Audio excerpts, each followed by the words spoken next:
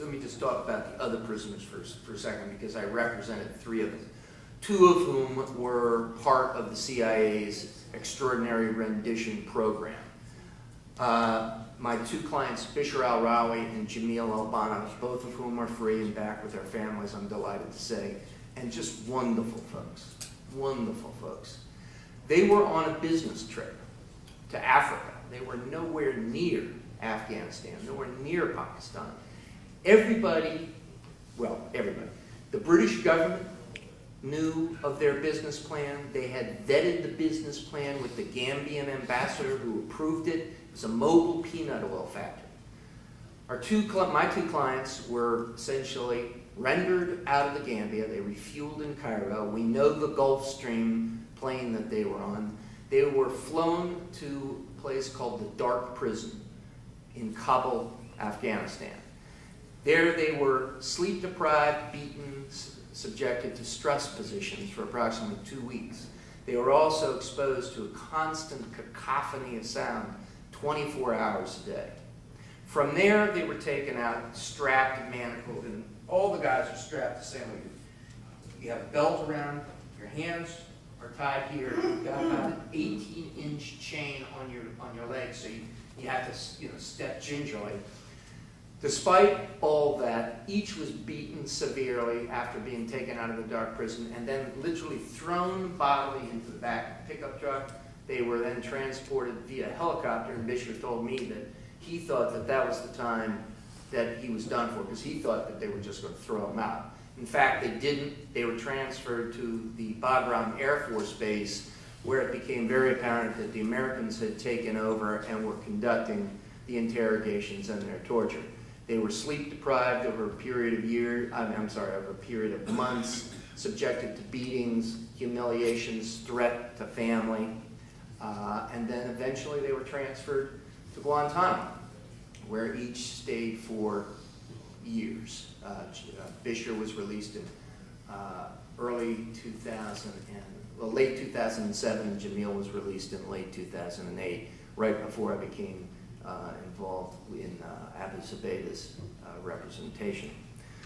But the interesting thing is, during their interrogation, they didn't want to know any information about my clients and what they were doing. They wanted manufactured information. They wanted information about other people against whom they wanted to move. In particular, one Muslim cleric living in London by the name of Abu Qatada, who, by the way, has never been charged with any crime. My guys did 5, 6, 7 years in prison, and he's never been charged with a crime. But what makes the story even more interesting is each of my clients was charged with associating with a known al-Qaeda figure, Abu Qatada.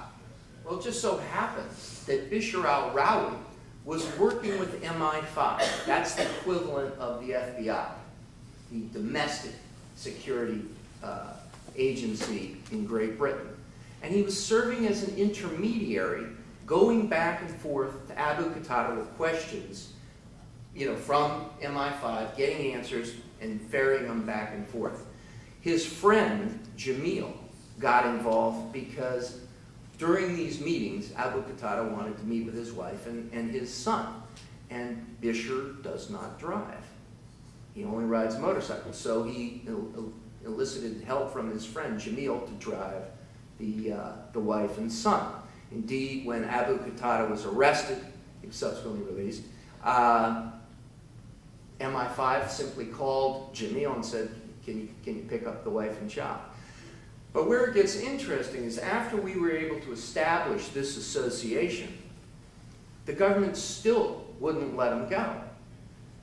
The charges simply changed. They charged Bisher with taking terrorist training in Afghanistan and Bosnia. And unbeknownst to the United States, I was already at that point working with the British Embassy. And they were the ones that gave me this information. I said, well, find out when that allegedly took place. And I was told in 2000, I was able to go back and find out that Bisher had never left England since 1998. And we were able to prove that. With Jamil, after we beat back the charges on MI5, they charged him with keeping explosives in his basement. But they're so incompetent, they didn't even know that when Jamil was arrested, his house was searched by the police, and they dusted for explosives and came back negative. I was able to get a copy of the police report. But this is what you have to deal with. It's always a constantly shifting target.